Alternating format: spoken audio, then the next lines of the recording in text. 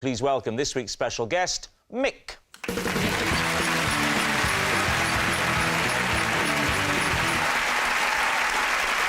So, Kelly, what is Mick to you? Well, this is Mick, and I have a photo of him in my car to stop me getting road rage. Right. Joe, how do you know Mick? This is Mick, and when we were bell ringing together in church, he was responsible for me being hoisted 20 foot up in the air. And Lee, what's your relationship with Mick? This is Mick. His surname is Partridge, and I once had to rescue him when he was stuck up a pear tree. So, there we have it. David, where do you want to start?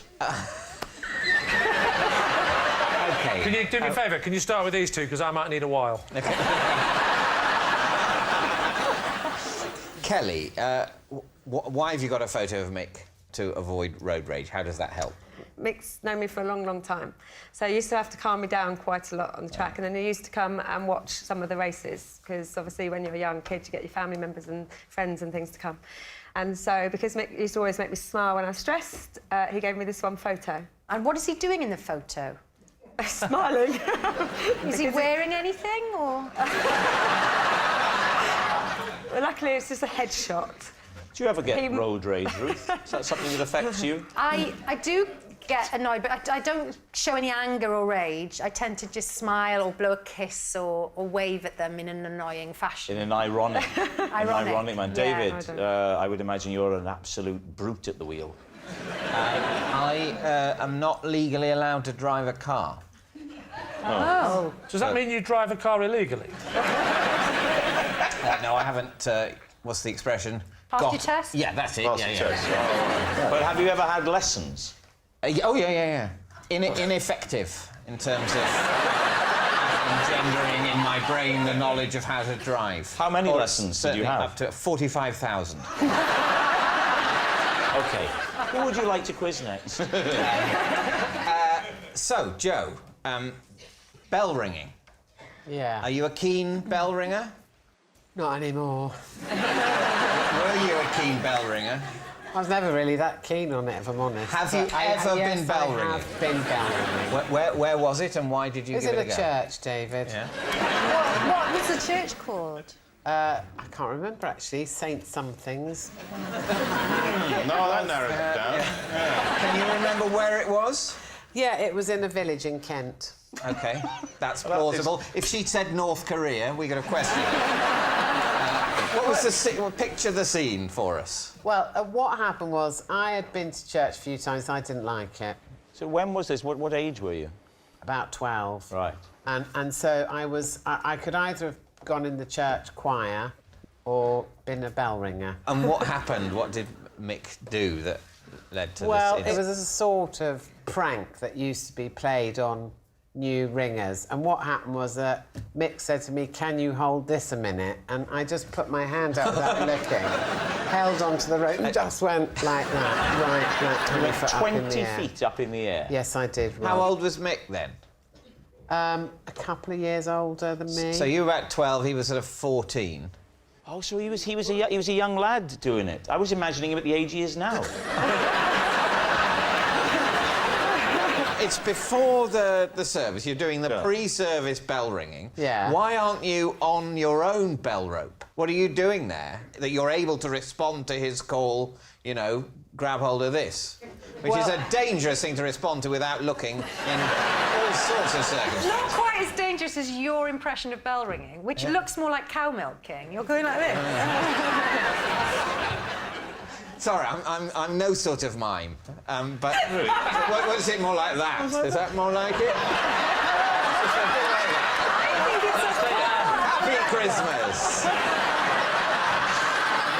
You have to get it from one position to another position, and while you're doing that, that's when it's dangerous. And how do you do that? Is that using the rope, sort of, you yank it along with the rope? You have to pull the rope in a particular way.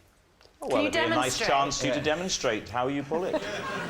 Well, when you're actually ringing a bell properly, you start by putting your hand up and getting the end of the bell rope, which is about that far above your head. You pull that down and you catch the fluffy bit, and then you pull that down with both hands, then you let go one hand and let it go right up, so it's like that. So that's ringing a bell. In order to get the bell in the right position, you pull it like this. And as you pull it... That's why he married me. Now, what about Lee and his claim? Yeah, no, that's not true. OK, what was he doing up the pear tree, Lee? He was rescuing a cat. No further questions. Where was the pear tree? Next to the cat. The pear tree was in the grounds of a pub. OK, and this was like in the beer garden. We were having drinks outside in the beer garden. Yeah. We had a bit too many. We went back inside. It got dark, got late, and then we were staying in a local hotel. Everyone was going out to get the taxis home, and that's when I heard a scream. Help! Whoop a pear tree! And, I thought, what? I remember saying, hark.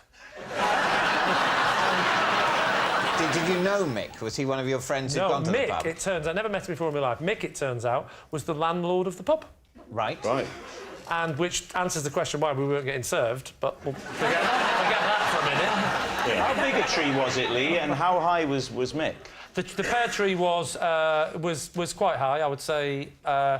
Using Mick as a measurement of 1, I would say it was about 5 Micks. How did you actually rescue him? So I shouted up, "What are you doing up there, mate?" And he said, well, this is what I heard at the time. Hey, mate.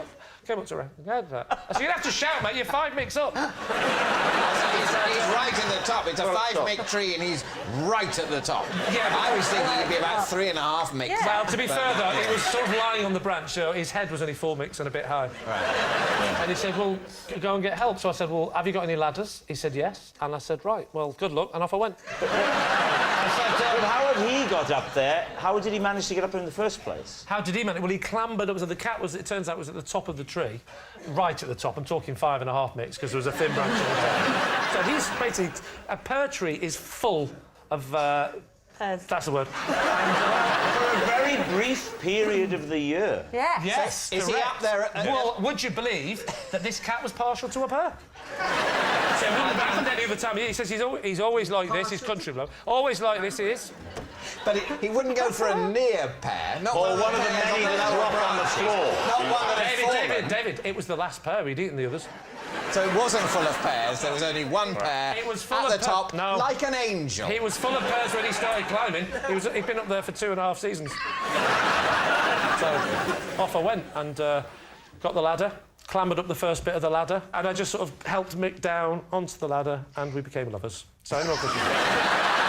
All right, well, we need an answer. So David's team, is Mick Kelly's calming companion, Joe's bell-ringing buddy, or Lee's partridge in a pear tree?